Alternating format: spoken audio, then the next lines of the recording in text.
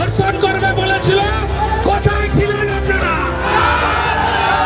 অতিথি দেব ভব, বাংলার মান সম্মান ভুলণ্ঠিত হয়ে গেল।